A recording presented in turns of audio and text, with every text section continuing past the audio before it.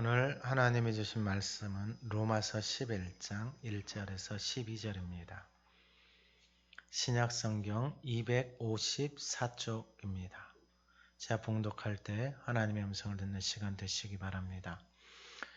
그러므로 내가 말하노니 하나님이 자기 백성을 버리셨느냐? 그럴 수 없느니라. 나도 이스라엘인이요 아브라함의 씨에서 난 자요 베냐민 지파라. 하나님이 그 미리 아신 자기 백성을 버리지 아니하셨나니 너희가 성경이 엘리야를 가리켜 말한 것을 알지 못하느냐. 그가 이스라엘을 하나님께 고발하되 주여 그들이 주의 선지자들을 죽였으며 주의 제단들을 헐어버렸고 나만 남았는데 내 목숨도 찼나이다 하니 그에게 하신 대답이 무엇이냐. 내가 나를 위하여 바알에게 무릎을 꿇지 아니한 사람 7,000명을 남겨두었다 하셨으니 그런즉 이와 같이 지금도 은혜로 택하심을 따라 남은 자가 있느니라. 만일 은혜로 된 것이면 행위로 말미암지 않음이니 그렇지 않으면 은혜가 은혜되지 못하느니라. 그런즉 어떠하냐. 이스라엘이 구하는 그것을 얻지 못하고 오직 택하심을 입은 자가 얻었고 그 남은 자들은 우둔하여졌느니라. 기록된 바 하나님이 오늘까지 그들에게 혼미한 심령과 보지 못할 눈과 듣지 못할 귀를 주셨다 함과 같으니라. 또 다윗이 이르되 그들의 밥상이 올무와 덕과 거치는 것과 봉이 되게 하시옵고 그들의 눈은 흐려 보지 못하고 그들의 등은 항상 굽게 하옵소서 하였느니라. 그러므로 내가 말하노니 그들이 넘어지기까지 실족하였느냐. 그럴 수 없느니라. 그들이 넘어짐으로 구원이 이방인에게 이르러 이스라엘로 식이 나게 함이니라. 그들의 넘어짐이 세상의 풍성함이 되며 그들의 실패가 이방인의 풍성함이 되거든 하물며 그들의 충만함이리요. 아멘. 표어를 같이 한번 선포하겠습니다. 항상 선을 따르라. 항상 기뻐하라. 쉬지 말고 기도하라. 범사에 감사하라. 아멘. 우리 마음에 손을 얹고 다시 자기 자신에게 선포합니다. 항상 선을 따르라. 항상 기뻐하라. 쉬지 말고 기도하라. 범사에 감사하라. 아멘. 우리 지난주 하가다 말씀 5절 한번 읊조려 보겠습니다. 그런즉 이와 같이 지금도 은혜로 택하심을 따라 남은 자가 있느니라. 아멘. 이번 주 하가다 말씀 12절입니다. 한번 읊조려 보겠습니다. 그들의 넘어짐이 세상의 풍성함이 되며 그들의 실패가 이방인의 풍성함이 되거든 하물며 그들의 충만함이리요. 아멘. 제가 올해 목사님이 라켓을 하나 줘가 테니스를 배운다라고 말씀을 드렸습니다. 테니스 레슨을 받고 있는데 지금은 이제 한 2달 정도 못 받고 있습니다. 닫아가지고. 오랫동안 옆에서 몇 년 동안 치신 분이 어느 날 제 뒤에서 레슨을 받고 있는 거예요. 그분이 레슨을 받으러 온 이유는 하나입니다. 하나. 자기 생각, 자기 방법대로 칠 수는 있는데 분명하게 한계를 만나게 되어집니다. 가르치는 선생은 그런 과정들에 대해서 전문적으로 배우고 훈련을 받아서 어떻게 티칭하고 가르쳐야 되는지 압니다. 그런 과정들을 거치지 않고 자신의 방법대로 치다 보면은 처음에는 재밌게 칠 수 있지만 조금 시간이 지나고 나면은 한계가 와서 본인도 와서 레슨을 받는 것을 봤습니다. 선생님은 자꾸 말합니다. 그렇게 하지 마시고 이렇게 하세요. 근데 그 사람은 그 말을 듣고 라켓을 한번 휘두르는데 자기 방법대로 여전히 치고 있는 거예요. 그럼 또 선생님 코치가 또 이야기합니다. 멈추시고 그렇게 하지 마시고 이렇게 하세요 하고 또 말은 들어요. 그리고 또 그 사람이 또 이렇게 휘두릅니다. 그런데 여전히 자신이 해왔던 모습으로 치는 것들을 보게 되어집니다.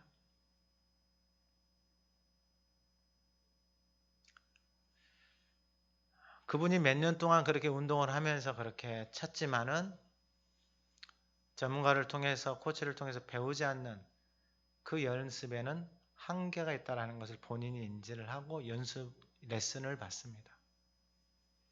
레슨을 받고 끝까지 가게 되어지면은 그 사람은 더 성장이 빠를 것입니다.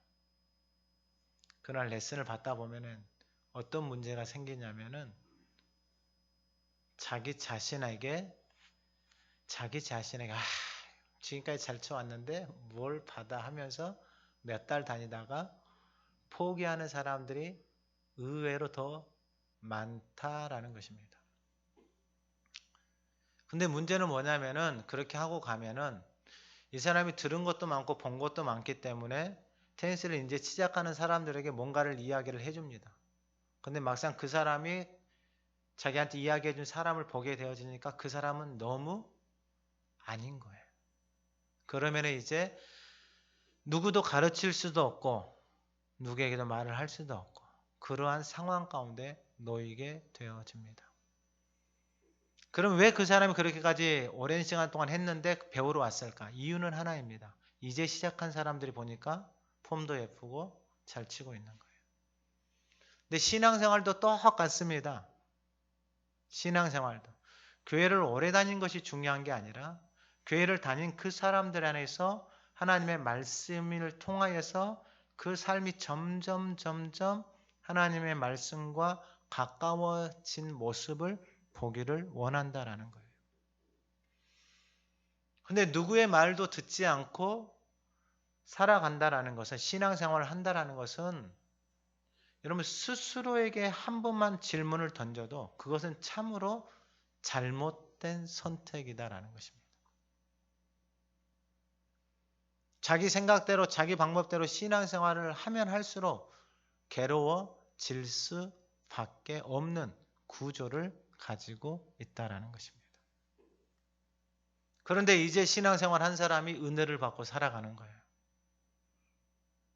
하나님이 주신 베풀어 주신 은혜를 누리면서 살아가는 거예요. 그러한 일들이 우리의 삶 속에서 나타나는 것들을 보게 되어집니다. 제가 운동을 하면서 운동뿐만 아니라 일단 운전을 하면서 뭘 하면서도 깨달은 게 하나 있습니다.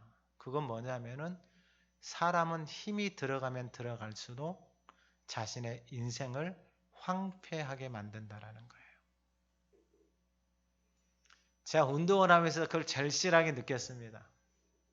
테니스 이제 시작한 지 얼마 안 됐는데 막 재밌어가지고 어떤 여자분하고 게임을 했어요. 여자분하고. 근데 그 여자분한테 이기려고 되지도 않는 폼을 가지고 막 세게 차본다고 막 때렸어요. 우여곡절 끝에 이겼어요. 우여곡절 끝에 이겼는데 다음날 오른쪽 팔 어깨부터 해가지고 쑤시고 애리고 아픈데 거기다 파스를 얼마나 붙였는지 모릅니다.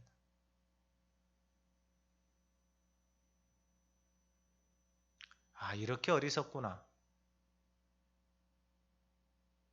자신 안에 있는 그 본능을 따라서 살아가는 인생이 여러분 힘이 들어가서 이겼긴 이겼어요. 힘이 들어가서 말싸움, 부부싸움, 자녀들과 싸움 어디서 이겼다 쳐요. 이겼어요. 근데 우리의 몸과 마음과 영혼은 점점 황폐해져 간다라는 거예요.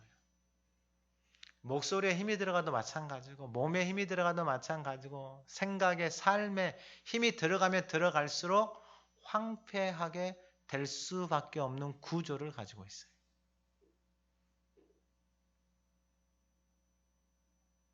어떤 인생이 행복할까? 어떤 사람이 가장 아름다운 인생일까? 너무 단순합니다. 그냥 하나님 말씀 따라서 살아가는 인생이에요. 제가 아브라함을 통해서 계속해서 말씀드렸어요. 아브라함은 우리하고 똑같은 인생입니다. 오늘 본문 1절에 하나님의 백성, 남겨진 자, 남은 자의 모습은 뭐냐면 다른 게 아니에요. 자기 백성이에요. 자기 백성이 누구예요? 하나님 말씀 따라서 살아가는 인생이에요. 그게 전부예요. 완전함도 아니에요. 그가 뭘 특출해서도 아니에요. 잘나서도 아니에요. 뭐 돈이 많고 뭐 이런 것도 아니에요.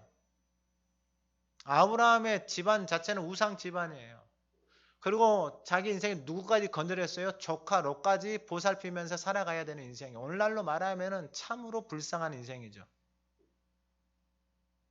그렇지 않나요? 집안은 우상 집안이고 자신의 식구 거느리기도 힘든데 조카까지 달라붙어가지고 그 인생까지 거느리고 살아가는 인생.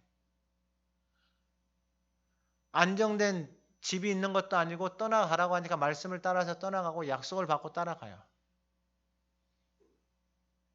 오늘날로 보면 참 바보처럼 생각할 수 있겠죠. 근데 하나님이 그 인생 가운데 뭘 베풀어 주시기 시작하냐면은 은혜를 베풀어 주기 시작하는 거예요. 할렐루야. 오늘 예배하는 저와 여러분들이 이 은혜를 받고 살아가는 하나님의 자기 백성이 되기를 주님의 이름으로 축원합니다. 특별한 게 없어요. 근데요, 이 말을 바꿔 보면은 여러분 모든 인생들은 누구의 말을 따라서 살아가요. 모든 인생들은. 그러면 제가 몇 번 말씀을 드려요. 누구 말 듣고 따라서 살아가는 인생이 가장 행복할까요? 여러분 밖에서 누구 말 듣고 따라가면 제일 행복해요? 제가 찾아봤는데 없어요. 남의 말은 두 번째 치더라도 내 말도 내가 못 믿겠어요. 왜냐면 내가 가지고 있는 말, 내가 가지고 있는 생각조차가 너무나도 지극히 편협적인 거거든요. 근데 대부분의 사람들은 이걸 가지고 인생을 살아가요. 이걸 가지고. 그러니까 운동할 때 보면은 테니스를 자기 나름대로 열심히 해서 쳤는데 폼도 안 나와. 힘도 없어. 자세도 멋있지 않아. 파워도 없어. 그런데 말만 말아. 그 사람에게 누가 배우게? 한 사람도 안 배웁니다. 아니 근데 그 사람에게 자녀를 맡겨요? 그 사람에게 손자 손녀를 맡겨요? 이런 부모 한 사람도 없을 거예요. 오늘날 우리 옆집에 사는 누가 학원에 갔는데 얘가 성적이 잘 나왔대. 그럼 부모들은 어떻게 할 거예요? 아마 100이면 100 그 학원으로 보내려고 막 쌍심지를 켤 겁니다. 왜요? 잘 되려고. 근데 신앙생활도 똑같아요. 신앙생활도 이와 다를 게 하나도 없다라는 거예요. 여러분 그냥 코치가 있는데 코치의 말을 듣지 않고 내 마음대로 신앙생활 하는데 무슨 성장이 있겠어요? 학원을 다니는데 선생이 가르치는 대로 아무것도 하지 않고 연습도 하지 않는데 무슨 성장이 있겠어요? 이거 다 속고 사는 거예요. 너무나도 속고 사는 거예요. 근데 이게 왜 속고 사는가 봤더니 귀찮은 거예요. 테니스를 몇십 년 친 사람이 코치한테 와가지고 그렇게 코치가 선생이 가르쳐주면 그걸 그대로 따라하면 그 사람에게 복이지만 여러분 몇 명이나 따라하겠어요? 살아온 것이 익숙해져 있고 몸에 배어져 있는데 아니 이걸 바꾸어서 말하면 내가 다이어트 한다고 생각하고 살 빼려고 생각을 하고 나름대로 해서 고민하다가 결정을 하고 따라가는데 여러분 그 길을 만드는 것이 얼마나 되겠어요? 여러분 쉽지 않습니다. 근데 이건 분명해요. 그 길을 만들면 좋다라는 것은 다 알아요. 아니 그럼 좋은 생각을 따라서 가야 될 거 아니에요. 좋은 길을 따라서 가야 될 거 아니에요. 좋은 생각을 따라서 가야 될 거 아니에요. 근데 인간이요. 자기 고집, 자기 생각이 얼마나 강한지 몰라요. 그게 좋다라고 코치가 말해주고 선생이 말을 해주고 들었잖아요. 그러면 가야 될 거 아니에요. 근데 자기 생각대로 해버려요. 왜요? 그게 익숙하니까. 그게 가기 쉬우니까 거기에는 에너지가 별로 안 들어가요. 에너지의 측면, 의식혁명이라는 책에서 보면 에너지가 안 들어가요. 살아온 대로 살아가는 것은 에너지를 쏟을 필요가 없어요. 에너지를 쏟는다라는 것에 신경을 쓰고 관심을 가져야 되거든요. 근데 그거 하기 싫어요. 그냥 지금까지 살아온 대로 살아가는 거예요. 그래서 그 습관이라는 게 그 길을 만들어 놓았다라는 게 참으로 변하는 것이 쉽지가 않아요.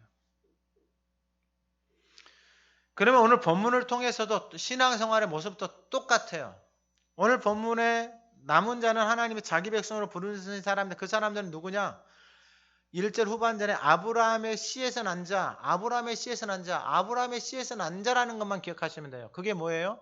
하나님의 말씀을 따라서 걸어간 자예요. 그러니까 오늘 예배하는 저와 여러분들은 여러분 안에 누구 말 듣고 살아가세요, 인생을.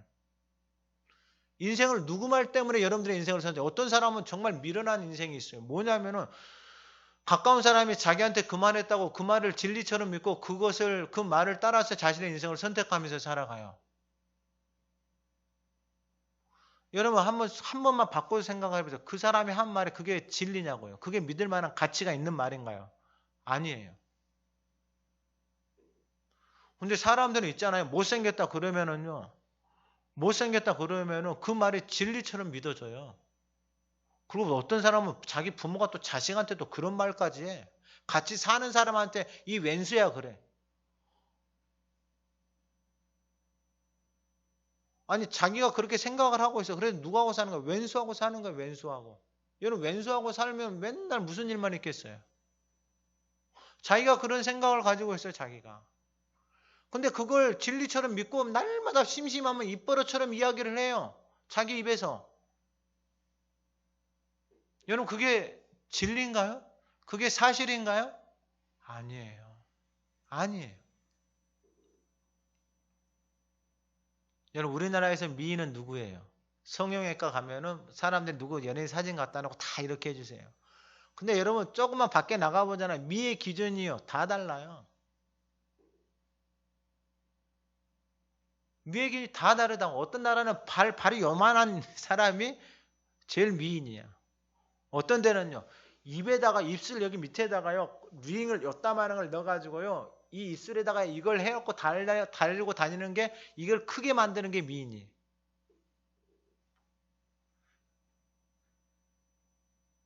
다른 거예요. 그 사람들이 생각하는 미의 기준과 우리가 생각하는 미의 기준이 다른 거예요. 그러면은 우리에게 중요한 것은 뭐냐면은 하나님이 말씀하시는 게 뭐냐라는 거예요. 하나님이 말씀하시는 게. 하나님 앞에서 남은 자, 자기 백성은 무엇을 따라가는 사람? 아브라함의 씨 하나님의 말씀을 따라서 살아가는 인생이에요. 그게 하나님께서 택하신 자기 백성이에요. 하나님이 남겨놓으신 인생들이에요. 그들을 통해서 하나님이 무엇을 베풀어 주신다? 은혜를 베풀어 주신다. 그러니까 여러분이 이 은혜는 그 말씀을 씨가 심겨져서 따라가지 않으면은 여러분이 아무리 교회를 오래 다니고 이론적으로 아무리 해도 알 수가 없어요. 신앙생활을 자기 방법대로 10년, 20년, 30년 한 사람 알 수가 없어요. 테니스를 운동을 자기 방법대로 10년, 20년 한 사람은 알 수가 없어요. 왜냐하면 그 사람에게는 그게 전부예요. 왜냐하면 그가 알고 있는 지식과 경험은 거기까지밖에 할 수 없으니까 그것만 생각하는 거예요.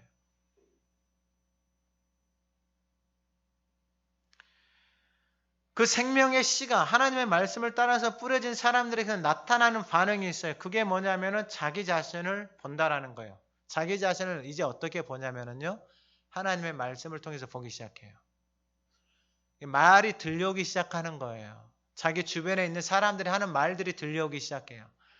근데 여러분 말이 들려온다라는 게 여러분 이게 단순한 것처럼 보이지만 여러분 사람들 정말로 말 안 듣습니다. 정말 지독스럽게 말 안 들어요. 왜 말 안 듣냐면 그게 맞아요. 왜 맞냐면 말이 영이기 때문에 그래요. 바른 말, 좋은 말을 하면 할수록 여러분 예수님도 죽이려고 해요. 생명의 말을 전하는데도 죽이려고 해요. 시기, 질투가 불일 듯 일어나요. 사도 바울이요. 율법의 완성이 그리스도라고 전하면은 그 들으면 그들은 살아나 버리거든요. 근데 생명의 말을 전하는데 그들은 듣고 뭐 하는 거예요? 죽이려고 하는 거예요. 그러니까 참 못됐어요. 참 못됐어요. 그런데 하나님의 생명의 씨를 가지고 살아가는 사람 그 말씀이 그 안에서 살아서 역사해요. 그러니까 그 말씀을 통해서 자기 자신이 보이기 시작해요. 하가다를 하잖아요. 말씀을 읊조리잖아요. 그러면 자기 자신이 보이는 거예요. 그 말씀 앞에 자기 자신이 얼마나 말씀과 동떨어져 있는지 보이기 시작하는 거예요. 자기 자신이 보이기 시작하잖아요. 그러면요. 남한테 말 함부로 못합니다. 정말 함부로 못해요. 말하면 할수록 있잖아요. 여러분 그 사람은 자기 자신을 스스로 부끄럽게 만드는 거예요. 초라하게 만드는 거예요. 그러니까 여기 그 운동을 오랫동안 하다가 여러분 레슨을 받으러 왔다라는 것은 뭐냐면 이제 자기 자신을 본 거예요. 내 폼이 얼마나 형편없는지 내 실력이 얼마나 형편없는지 보이는 거예요. 그러기 때문에 와서 선생에게 전문가에게 배우는 거예요. 그 마음이 시작이다고요. 그러면은 그 과정을 계속해서 가면 아름다워지죠. 근데 그 아름다운 마음을 가지고 배우지만은 거기에서 갈등이 있겠어요, 없겠어요? 당연히 갈등이 있죠. 신앙생활도 똑같아요. 여러분, 하나님의 말씀을 읊조리고 그 말씀을 붙들고 살아가고 마음에 새기는 것이 이건 누구나도 좋은 것인지를 다 알아요. 근데 그 과정을 계속해서 만들어감으로 인해서 그리스도의 형상을 닮아간다라는 것, 그리고 그 하나님의 말씀을 통해서 자기 자신을 보면서 말씀이 살아서 역사해 나간다라는 이 아름다움은 그가 해보지 않으면 깨달을 수가 없는 거예요. 이게 신앙생활도 똑같은 거예요.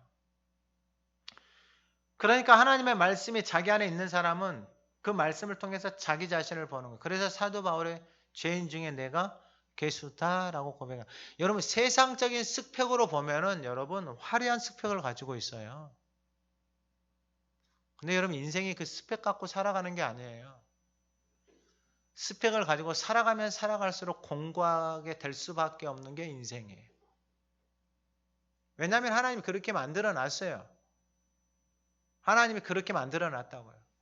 만약에 여러분 사람이 그런 하나님의 형상을 입지 않고 살아갔다면 그런 동물처럼 그냥 본능만을 쫓아서 살아갈 거예요. 만약에 그러면은 여러분, 사람들이 예배드리고 종교성을 갖고 영혼에 대한 사모함들은 없는 것이 지극히 정상이에요. 그런 하나님의 형상으로 영혼을 존재로 지음을 받지 않았다면은 여러분 무슨 영혼을 사모하고 여러분 부활을 사모하고 이건 모여서 예배를 드리고 하나님의 형상을 닮아가고 여러분 이런 거 없다고요. 영혼이 없이 그냥 이 땅에서 본능을 따라서 육체가 전부다면은 여러분 육신의 정욕, 안목의 정욕, 이생의 자랑이 전부다면은 그렇게 살 필요가 없어요. 근데 사람도 동물이거든요.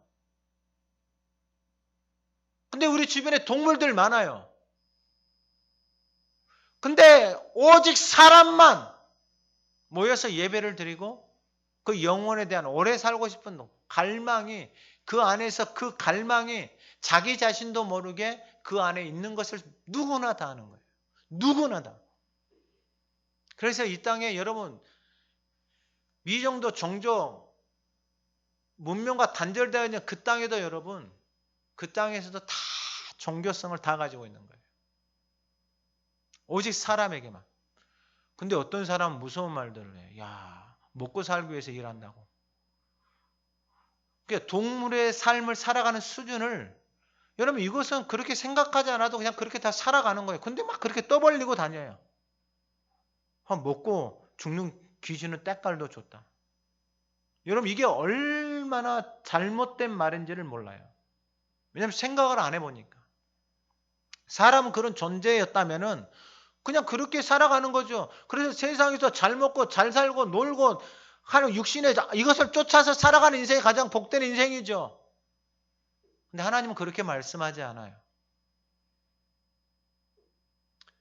그러면서 하나님 앞에서 하나님의 씨를 가지고 살아가는 사람들은 빚진 자의 마음을 가지고 살아가는 거예요. 왜요? 도저히 하나님의 은혜로 구원받을 수 없는 상태 속에서 하나님이 찾아오셨거든요. 은혜를 받고 나니까 그 하나님의 말씀이 내 안에 들어와서 예수 그리스도가 내 안에 거하니까 생명의 성령의 범 안에 살아가는 삶이 무엇인지가 깨달아져요. 그러니까 나 같은 인생에서 은혜를 베풀어 줬잖아요. 그러니까 빚진 자의 마음이 생기는 거예요. 그래서 빚진 자의 마음은 다른 게 아니고 하나님이 나에게 베풀어 주신 은혜를 어떻게 갚을까예요. 그래서 사도 바울이 그 영혼들을 위해서 뭐 하냐면 간구하고 기도하기 시작하는 거예요.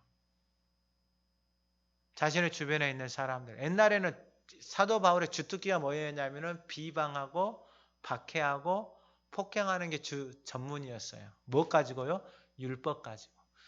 교회를 오래 다녔는데 그게 전문이야. 모여서 수근거리고 남 이야기하고 교회 욕하고 비난하는 게 주 전공이었어요.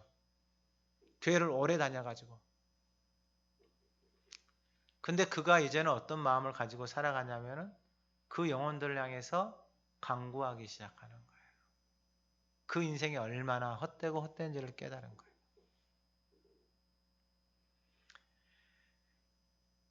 오늘 본문 2절에 보면은 하나님이 그 미리 하신 자기 백성을 버리지 않으고 여기가 성경에 엘리야를 가리켜 말한 것을 알리면 그가 그 이스라엘을 하나님께 고발하되 그러면서 그러한 인생들 속에 자기 자신이 그러한 인생을 삶을 살았거든요. 근데 그러한 인생들 속에 하나님의 은혜로 하나님이 자기 백성으로 부르신 사람들이 있다 없다? 있다라는 거예요.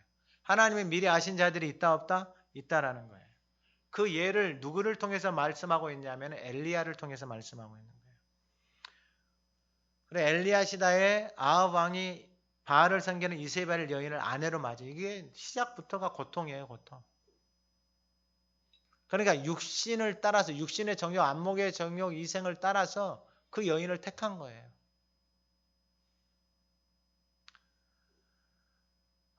너무 고통스럽죠. 근데 엘리야가 하나님께 고발해요. 4절에 3절에 주여 그들이 주의 선지자를 죽였고 주의 제단을 헐어버렸고 나만 남았는데 내 목숨도 찾나이다. 그러니까 보세요. 그들이 누구예요? 이 하나님이 택하신 이스라엘 자녀들이에요. 그들이 선지자들 죽였어요. 왜 죽였어요? 말하지 말라라는 거예요. 생명의 말을 하지 말라라는 거예요. 제단을 헐어버렸어요. 제단을 헐어버렸다는 게 예배를 헐어버렸어요. 교회를 헐어버렸어요. 뭘로요? 모여가지고 다 헐어버린 거예요. 교회를 욕하고 비방하고 박해하고 폭행하고. 심각해요. 정말 너무나도 심각해요. 이 땅에 교회들이 많은데 교회에 있는 사람들이 다 자기 생각 가지고 신앙생활을 해요. 그게 신앙생활인 줄 알고. 심각할 정도로 여러분 교회가 위험합니다. 하나님의 말씀을 그 생명의 말씀을 담고 새겨서 그 말씀으로 자기 자신을 보지 못하면 다 무너질 수밖에 없어요. 교회들 봐보세요. 얼마나 많이 싸워요. 왜 싸워요? 다 자기 생각 가지고 싸우는 거예요. 원수가 제일 좋아하는 거예요. 그런데 4절에 뭐라고 말하냐면 그에게 하신 대답이 무엇이야? 내가 나를 위하여 바알에게 무릎을 꿇지 않은 사람 7,000명. 하나님 나만 남았는데 아니다 이거예요. 하나님이. 나를 위해서 바알에게 무릎을 꿇지 않는 사람 7,000명을 남겨뒀다라는 거예요. 그러니까 남겨둔 사람들은 누구냐면은 그들이 어떤 형편을 했든지 간에 다 그들은 하나님을 위해서 자신의 인생을 자신의 삶을 드린 사람들. 그러니까 사도 바울이 하나님 앞에 간구하는 이유가 하나님 보니까 자기 주변에 그러한 인생을 살았던 그러니까 순종하지 않고 거슬러 말하며 살아왔던 인생이 사도 바울이거든요. 근데 그 인생에게 하나님이 찾아오셔서 은혜를 베풀어 줬어요. 그 은혜를 받고 나니까 자기 주변에 다 그런 사람들이거든. 근데 그 사람들 향해서 뭐 하고 있는 거예요? 이제 하나님 앞에서 간구하고 기도하는 거예요. 왜요? 누가 택감을 받은지를 모르거든요. 그러니까 은혜를 받고 나서 보니까 그 사람들이 다 보이는 거예요. 옛날에는 그 사람들을 보면서 뭐 했어요? 비방하고 박해하고 폭행했어요. 여러분 완전한 사람이 어디가 있어요? 여러분 아브라함이 뭐가 완전해요? 아브라함 놓고 여러분 아브라함 오늘날 데려다 놓으면은요 교회에서 비방 박해 어마어마할 거예요. 어마어마할 거예요. 결국 사람은 자기가 보고 싶은 거 듣고 싶은 것만 듣고 살더라고요. 왜냐하면 그것밖에 들려오지 않는 거예요. 그것밖에 보이지 않는 거예요. 그러나 하나님이 남겨놓은 사람들은 하나님의 자기 백성들은 하나님의 생명의 말씀의 그 씨, 그 언약을 따라서 살아가는 사람들. 그 사람들은 다 누구를 위해서 남겨진 자들이다? 하나님을 위해서 남겨진 자들이다라는 거예요. 그리고 두 번째는 뭐냐면은 그런즉 이와 같이 지금도 무엇으로 택하심을 따라 남은 자가 있다라는 거예요? 은혜로 택하심을 따라 남은 자가 있다라는 거예요. 여기서 중요한 말씀을 합니다. 왜 이게 중요하냐면 은혜로 택하심을 받았다라는 것은 뭐냐면 이스라엘도 본래 은혜로 택하심을 받은 거예요. 오늘날로 말하면 교회 10년, 20년, 30년 다닌 사람 그 사람들이 왜 교회를 다니겠어요? 하나님의 은혜로 택하심을 받은 거예요. 근데 문제가 생겼어요. 문제가 뭐냐면은 은혜로 하나님이 택하심을 받았는데 시간이 지나고 나면서 그 은혜를 찾지를 않아요. 그 은혜의 자리에 나아가지를 않아요. 그 은혜의 보좌 앞에 머물지를 않아요. 그리고 은혜를 받은 것을 어떻게 말을 하기 시작하냐면 그것이 다 자기 열심이고 자기 수고고 자기 헌신이다라고 자기 자랑을 하기 시작하는 거예요. 그런데 은혜로 택하심을 받은 사람들에게 6절에 뭐라고 말하냐면 만일 은혜로 된 것이면 행위로 말미암지 않음이니 그렇지 않으면 은혜가 은혜되지 못한다라고 말해요. 이게 지금 그 이야기예요. 하나님이 은혜로 그들을 불렀는데 그 은혜의 자리 앞에 나아가지 않고 무엇을 자랑하기 시작하냐면은 행위를 자랑하기 시작해요. 자기를 자랑하기 시작해요. 자기를 자랑하니까 어떻게 되냐면 거치는 돌에 계속해서 걸리는 거예요. 인생이. 그 삶이 거치는 돌에 계속해서 걸리는 거예요. 자기 의로 자기 열심으로 막 살아가요. 은혜의 보좌 앞에 나아가지 않으니까. 왜 안 나가요? 자기 의로 자기 열심으로 될 수 있는 것처럼 눈에 보이거든요. 눈에 보이면서 그렇게 될 거라고 생각하면서 가는데 계속해서 걸리는 돌에 걸리는 거예요. 그게 바로 6절 말씀이에요. 은혜로 된 것이면 행위로 말미암지 않는다라는 거예요. 근데 왜 행위로 돌아서는 거예요? 은혜 자리에 나가지 않으니까 그렇게 된 거예요. 그러니까 은혜로 산 사람은 은혜로 살 수밖에 없는 거예요. 믿음으로 산 사람은 믿음으로 살 수밖에. 이게 구조예요. 구조. 이게 신앙생활의 공식이고 방법이에요. 그러니까 은혜에서 은혜로, 믿음에서 믿음으로 살아갈 수밖에 없는 게 우리의 신앙의 모습이다라는 거예요. 그게 무엇이냐면은 에베소서 2장 8절에 중요한 말씀을 해요. 은혜에 의하여 믿음으로 구원을 받았으니 너희에게서 난 것이 아니고 하나님의 선물이다 라고 하면서 10절에 뭐라고 말하냐면은 우리는 그가 만드신 바라. 9절에는 행위에서 난 것이 아니니 누구든지 자랑하지 못하게 한다라는 거예요. 은혜로 하나님의 자녀가 되어졌어요. 근데 별로 한 것이 없는데 아브라함 있잖아요. 아브라함 별로 한 것이 없어요. 아브라함 별로 한 것이 없다고요. 그냥 미리 떠날 때부터 자신의 위험이 있으니까 여보 우리 원래 누이였잖아. 사촌이었잖아. 여보 힘들면은 내가 당신 누이라고 그러고 내 아내라고 안 하고 누이라고 할게. 합의하고. 근데 인간이 이럴 줄은 몰랐죠. 그런 어려운 상황이 오면 이럴 줄은 몰랐죠. 근데 어려운 상황이 오니까 내가 그때 이야기했지. 누이야 보냈어요. 아니 그런데 이런 연약함이 드러나는데 하나님은 거기다가 뭘 베푼다고요? 은혜를 베풀어 줍니다. 은혜를 베풀어줘요. 그러고 나서 딱 받고 나니까 은혜를 받고 나니까 어떻게 해야 되는 거야?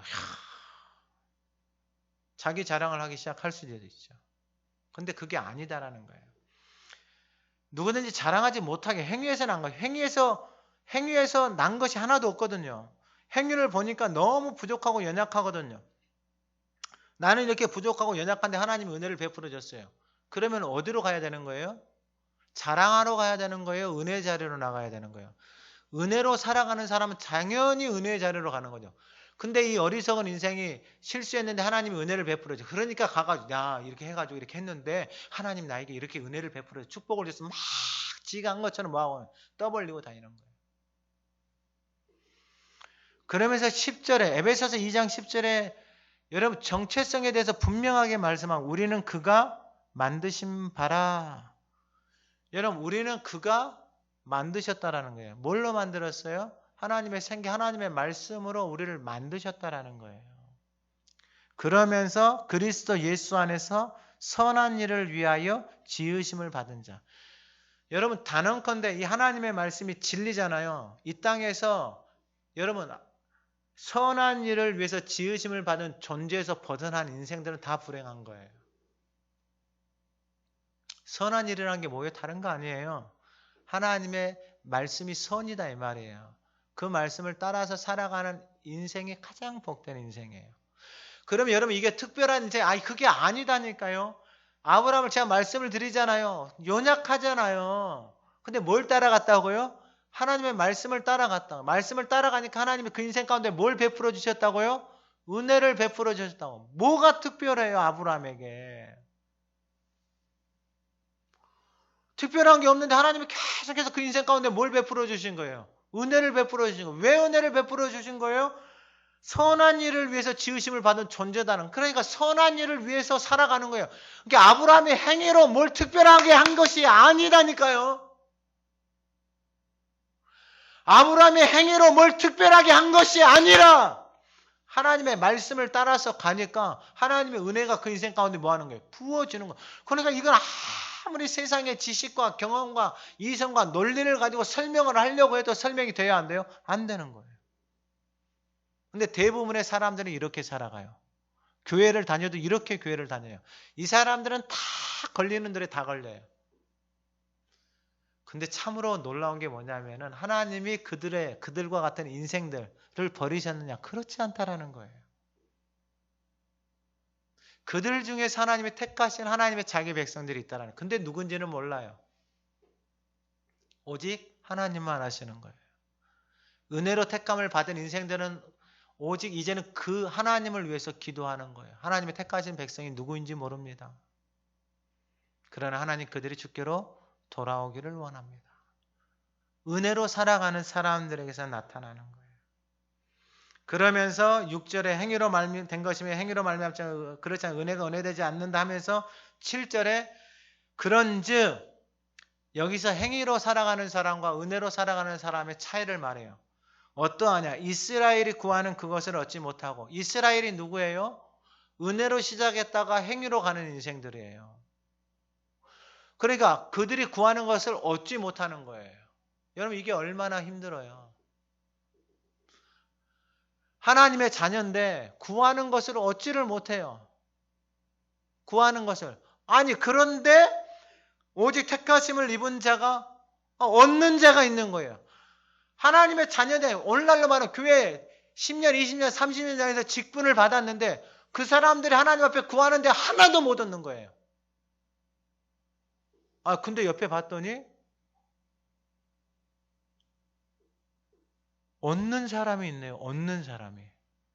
얻는 사람을 봤더니 그 사람이 누군가 봤더니 별거 없는데 은혜의 자리로 나아간 사람이 그것을 얻고 있는 거예요. 할렐루야. 아니 여러분 원래 교회 10년, 20년, 30년 다니면 구하는 것을 얻어야 될 거 아니에요. 왜냐하면 하나님이 자녀들에게 그걸 주시기를 원하시는 거 아니에요. 하나님이. 근데 다니는데 얻지를 못하는 거예요. 왜요? 자꾸 행위로 신앙생활하는 거예요. 자기 의로 계속해서 신앙생활하는 거예요. 그러니까 하나도 못 얻고 계속해서 걸리는 돌에만 걸리는 거예요. 인생에 아무것도 남는 게 없어요. 그런데 7절 후반절에 봤더니 택하심을 입은 자가 얻었어요. 나는 얻지 못했는데 얻는 사람이 있어요. 그 얻는 사람이 누구예요? 다른 사람이 아니라 은혜의 보좌 앞에 날마다 나아간 사람. 그런데 그 남은 자들은 어떻게 된 거예요? 우둔해졌다라는 거예요. 우둔해진 게 다른 게 아니에요, 여러분. 굳어졌다라는 거예요. 굳어졌다라는 거. 굳어졌다라는 거예요. 그 마음이 굳어진 거예요. 그러니까 행위, 자기 의가 굳어지면은 여러분 이게 깨닫지를 못하는 거예요. 이게 참 심각합니다. 사건이 생기고 문제가 생기고 질병이 생기고 어려움이 생겼는데 깨닫지를 못하는 거예요. 깨닫지를 못하니까 어떻게 되냐 계속해서 부딪히는 거예요. 그런데 하나님이 남겨놓은 사람들은 무엇으로 살아가는 사람들이다? 은혜로 살아가는 사람. 은혜는 누가 주시는 거예요? 하나님이 주시는 거예요. 그러면 은혜를 어떻게 받아요? 너무 단순해요. 너무 단순해요. 어떻게 받는다고요? 은혜를요? 히브리서 4장 16절에 나와 있어요. 그러므로 우리는 긍휼하심을 받고 때를 따라 돕는 은혜를 얻기 위하여 은혜의 보좌 앞에 담대히 나가면 은혜의 보좌 앞에 나아가면은 은혜를 받는 거예요. 쉽지요. 날마다 은혜의 보좌 앞에 나가는 거예요. 근데요. 왜 이게 안 되냐면은요. 이 길을 안 만들어 놨어요. 여러분 하가다 지금 말씀 읊조리고 있잖아요. 하나님의 말씀을 읊조리는 거 여러분 뭐가 어려워요? 내가 평상시 내 하는 말대로 안 하고 하나님 말씀 읊조리면 되는데 안 해요. 왜요? 자기만 하려고 안 하는 거예요. 자기가 인생의 주인이거든요. 그러니까 자기만 하는 거예요. 자기만. 아무것도 아니 자기만 하지 말고 하나님 말씀 읊조리라는데 그게 뭐가 어려워요? 평상시 말하는 건데 하나님의 말씀을 읊조리라 그게 안 돼요. 왜 안 돼요? 자기만 하려고 안 되는 거예요. 너무나도 쉬워요. 어려운 게 없어요. 근데 이게 그렇게 무서운 거예요. 생명의 길이 눈앞에 뻔히 있는데 여러분 생각을 해보세요. 내 자녀가 있는데 이 자녀에게 지금 이 세계에서 제일 좋은 선생이 이 자녀를 가르치려고 하는 거예요. 피아노 선생이다 쳐요. 근데 이 자녀가 1도 관심이 없어요. 선생이 의미가 있어요? 아무런 의미가 없는 거예요. 아무런 의미가 없는 거예요. 그러면 어떻게 하는 거예요? 방법은 간단해요. 부모가 그렇게 살아가면 되는 거예요. 여러분, 부모는 말로 자녀들을 가르치는 게 아니고 자신의 삶을 통해서 드러내는 것이지, 말을 하면 할수록 다 망가집니다. 자녀들은 뭐라고 생각하는지 아세요? 말은 안 하지만은 부모니까 말은 안 해요. 부모니까. 근데 이 마음 안에 얼마나 많은 것들을 쌓아놨는지 생각을 해보셔야 돼요. 감당할 수 없을 만큼의 것들을 쌓아놨어요. 근데 부모 몰라요. 그러니까 가슴이 찢어지는 거예요. 가슴이 찢어지는 거예요. 찢어지는 거예요. 몰라요. 마지막으로 은혜로 하나님의 남은 자, 자기 백성, 은혜로 살아가는 사람들, 그 사람들을 통해 하나님이 말씀하시는 게 뭐냐면은 풍성함입니다. 풍성함. 출애굽기 33장 19절 이하에 이런 말씀이 있어요. 여호와께서 이르시되 내가 내 모든 선한 것을 내 앞으로 지나가게 하고 여호와의 이름을 내 앞에 선포하리라. 나는 은혜 베풀 자에게 은혜를 베풀고 긍휼히 여길 자에게 긍휼을 베푼다. 여러분, 하나님이 은혜 베풀 자에게 은혜 베풀고 긍휼을 베풀 자에게 긍휼을 베푼다 그랬어요. 그러면 하나님이 은혜를 베풀고 긍휼을 베푸는 자가 누구예요? 다른 거 없어요. 하나님의 언약의 말씀을 따라서 살아가는 사람들에게 은혜를 베풀어주고 긍휼을, 왜 은혜와 긍휼을 베풀어줘요? 우리의 연약함을 아시니까요, 하나님이. 근데 인생이 얼마나 교만한지, 연약함이 드러나고 부족함이 드러났잖아요. 그러면 거짓말하고 핑계하고 감추고 포장해요. 제일 불쌍한 인생이에요. 제일 불쌍한 인생. 하나님이 우리의 연약함, 실수, 부족함을 다 아신다 이 말이에요. 그러기 때문에 그 말씀을 따라가는 인생에 당연히 연약함이 드러나죠. 부족함이 드러나죠. 실수가 드러나죠. 그리고 그 인생들에게 필요한 게 뭐예요? 은혜와 하나님의 자비와 긍휼하심이에요. 아니, 그런데 이 은혜와 자비와 긍휼하심을 받고 살아가면 하나님의 풍성함을 누리는데, 인간이 얼마나 교만한지, 실수와 연약함이 드러나는데 그걸 다 뭐 하는 거예요? 다 포장하고 감추고 거짓말하고 속이면서 살아가는 거예요. 그러니까 하나님이 은혜를 베풀어 주고 싶은데 누가 그걸 다 맡고 있는 거예요? 차이가 나요. 자, 그러면은 오늘 보면 8절에 이제 말씀을 좀 드리는데, 기록된 바 이것을 하나님이 설명하고 있는데, 무엇을 설명하고? 은혜로 살아가는 사람하고 그 다음에 행위로 자기 의로 살아가는 삶의 모습을 구약에도 똑같이 이러한 일들이 있다는 거예요. 기록된 바 하나님이 오늘까지 그들에게 혼미한 심령, 보지 못할 눈, 듣지 못할 귀. 여러분, 이게 바로 우둔해진 사람들의 모습이에요. 혼미한 심령. 여러분, 마음이 어떻게 됐다고요? 마음이 복잡해요. 혼미해요. 그럴 수밖에 없어요. 왜냐하면 연약함이 드러나고 부족함이 드러나서 하나님의 은혜가 덮어지면 그게 다 용서가 되어지고 생명의 성령이 가리워질 거 아니에요. 근데 사도 바울도 이 인생을 살았어요. 혼미한 심령을 가지고 살았어요. 스펙은 화려한데 그런 화려함을 가지고 살아가는데 그 심령, 오호라 나는 공고한 사람이로다. 이 사망의 몸에서 누가 나를 건져낼까? 세상에 나가보고 도시에 살아가면 사람들 살아가는데 그 사람들의 정신이나 말하는 걸 보면 완전히 환자 수준이에요. 환자 수준. 약을 달고 사는 거예요. 약을 달고 살아요. 부족함이 없는 것처럼 보이는데 그 심령의 공고함, 황폐함들이 완전히 다 망가져 있는 거예요. 우리가 부러워하는 기업들, 연예인들 보면 완전히 다 망가져 있는 거예요. 근데 자녀들은 그걸 동경하고 따라가려고 하고 있어요. 막 사진까지 붙여놓고 난리가 아니에요. 근데 자기 행위로 살아가니까 하나님은 오늘까지 그들에게 혼미한 심령, 보지 못할 눈, 듣지 못할 귀를 주셨어요. 그러니까 여러분 한번 생각을 해보세요. 여러분 이 사람하고 산다고 한번 생각을 해보세요. 이건 고통입니다. 고통. 근데 은혜가 들어오고 나니까 이러한 사람들이 주변에 너무나도 많은 거예요. 그래서 그 사람들을 위해서 뭐 하기 시작하는 거예요? 하나님 앞에 간구하기 시작하는 거예요. 무엇을 베풀어 달라고? 은혜를 베풀어 달라고. 그러면서 그들이 뭐하고 있냐? 이런 혼미한 심령, 보지 못할 눈, 듣지 못할 귀를 가지고 뭐하고 있느냐? 바로 11절에 9절에 다윗이 이르되 그들의 밥상이 올무와 덕과 거치는 것과 보응이 되게 하시옵고 그들의 눈은 흐려 보지 못하고 그들의 등은 항상 굳게 하옵소서. 여러분 그들이 하는 게 뭐냐면은요. 하나님이 택하신 다윗, 하나님이 세우신 다윗을 뭐하고 있어요? 비난하고 있고 비방하고 있고 원망하고, 오늘날로 말하면 교회에 있는 사역자들을, 직분자들을 비난하고 끼리끼리 모여서 원망하고 불평하고. 왜요? 혼미한 심령이니까. 왜 이렇게 비난하고 원망하고 불평해요? 그렇게 해야지만이 자기 안에 있는 허물이나 자기 안에 있는 연약함이 내가 저 사람보다 낫다라고 하는 합리화를 시키고 있는 거예요. 참 불쌍하죠.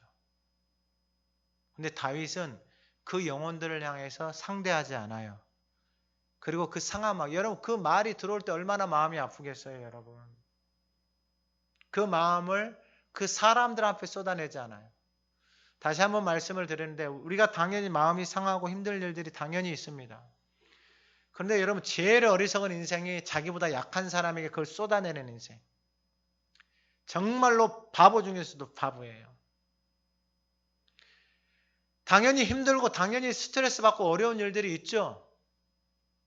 근데 그걸 자기 가장 사랑하는 사람들한테 쏟아내요. 그 사람들이 가족이에요. 왜요? 밖에서는 못 쏟아내요. 왜요? 자기는 괜찮다는 것을 인식을 시켜야 되거든, 밖에서는. 근데 집에 와서는 그걸 막 쏟아내요. 얼마나 그 심령이 혼미하고 그 마음이 얼마나 병들어져 있는지를 알아야 돼요. 근데 다윗은 그러한 인생들을 향해서 하나님 앞에 나아가는 거예요. 나가서 올리는 기도를 보세요. 밥상이 올무와 덕과 거치는 것과 보응이 얼마나 마음이 괴로웠으면. 여러분 그들이 던지는 말들이 이 시편 69편 12절 이하에 나와 있어요. 성문에 앉은 자가 나를 비난해요. 성문에 앉아서 끼리끼리 모여서 비난하고 있어요. 독주에 취한 무리가 나를 두고 노려. 자기들은 독주에 취해서 세상에서 자기 하고 싶은 거 다 하고 다니면서 하나님의 종을 막 모여서 비난하고 욕하고 있어요. 계속 비방이에요, 비방. 얼마나 그들이 쏟아내는 비방들, 말들이 괴롭게 하는지를 모르죠. 근데 다윗이 하나님 앞에 그들의 눈을 흐려보죠. 그들의 등은 항상 굳게 하옵소서. 하나님 앞에 그렇게 기도하는 거예요. 중요한 것은 하나님 앞으로 그 마음을 가져가는 거예요. 이게 바로 하나님의 남겨놓은 사람들이에요. 근데 자기 의로, 자기 율법으로, 행위로 살아가는 사람들은 이 말을 듣고 어떻게 하겠어요? 다 쏟아내버려요. 어디다가? 자기 주변에 있는 사람들에게. 심지어는 교회에서도 쏟아내는 사람들이 있어요. 여러분 이게 말이 되는 일입니까? 그러면서 중요한 말씀을 해요. 이제 결론인데 11절에 그러므로 내가 말하노니 그들이 넘어지기까지 실족하였느냐? 그럴 수 없다라는 거예요. 이게 무슨 말이냐면은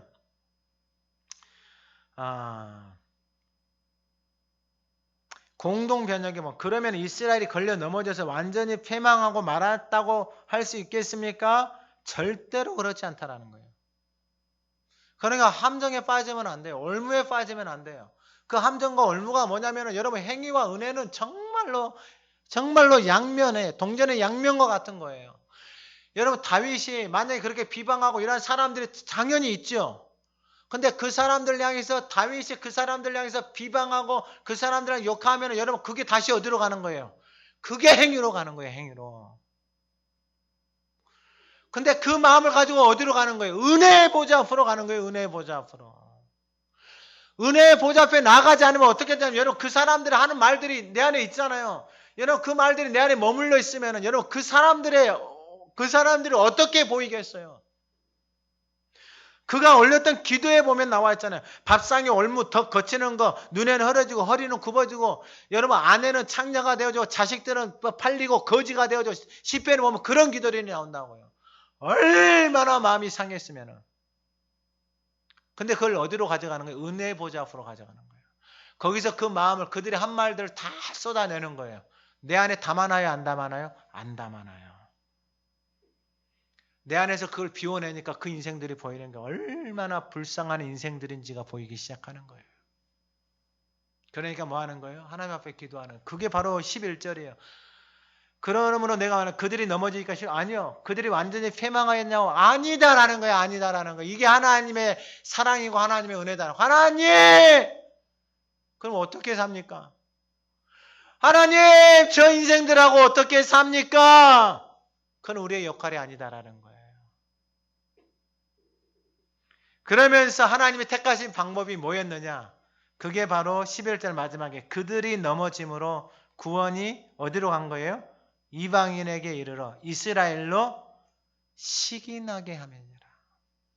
제가 말했던 대로 교회 오래 다녔는데 교회 오래 다녔는데 뭐가 잘 안 돼. 그런데 교회 이제 나왔는데 막 하나님 은혜를 베풀어 잘 돼. 그 모습을 보니까 물어봐서 그러니까 하나님 은혜를 베풀어 뭘 해서 그러면은 마음에 시기가 올라와요? 안 올라와요? 시기가 올라와요. 그 시기가 올라와서 뭐 하는 거예요? 나도 저렇게 해야 되겠다라고 향하는 것이 하나님의 계획이다라는 거예요. 할렐루야. 그럼 이방인이 잘나서 그렇게 한 거예요? 아니에요, 이것이. 이방인에게 그 은혜를 베풀어 주신 것도 하나님의 섭리고 하나님의 계획이다라는 거예요. 그 말씀이 바로 결론이 12절에 같이 한번 읽어봅니다. 12절 시작. 그러므로 그들의 넘어짐이 세상의 풍성함이 되며 그들의 실패가 이방인의 풍성함이 되거든 하물며 그들의 충만함이리요. 결국은 뭐예요? 하나님의 풍성함, 하나님의 충만함이 먼저 된 자에게도 넘쳐나기를 원하신 것이고 나중된 자들에게도 뭐 하는 거예요? 넘쳐나기를 원하시는 것이 하나님의 계획이고 하나님의 사랑이다라는 거예요. 그러니까 나는 별거 한 것이 없는데 하나님의 은혜를 베풀어 줬어요. 이유는 하나예요. 날마다 어디로 가야 되는 거예요? 은혜의 자리로 나가야 돼요. 왜요? 저들을 보니까 은혜를 받았는데 은혜의 자리로 나아가질 않아요. 은혜의 자리로 나아가지 않으니까 계속해서 인생이 어떻게 되는 거예요? 걸리는 돌에 거치는 거예요. 그러니까 그 모습을 보고 연약한 나, 아무것도 없는 나에게 하나님 은혜를 베풀어 주셔요. 왜 은혜를 베풀어 줬는가 봤더니 그 은혜를 통해서 하나님의 풍성함을 받고 살아가는 모습이 얼마나 아름다운지 그들에게 시기나게 해서 그들이 어디로 다시 돌아오는 거예요? 하나님의 은혜의 자리로 돌아오게 하는 것이 하나님의 뜻이에요. 이제 말씀을 마칩니다. 이사야서 10장 12절에 남은 자에 대해서 하나님이 말씀하고 계세요.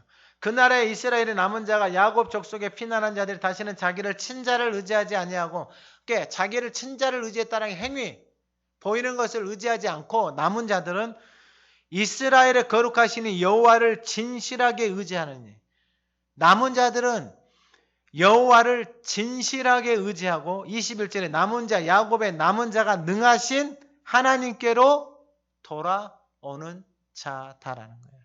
그러니까 남은 자는 다른 거 아니에요. 날마다 어디로 나아가는 거예요?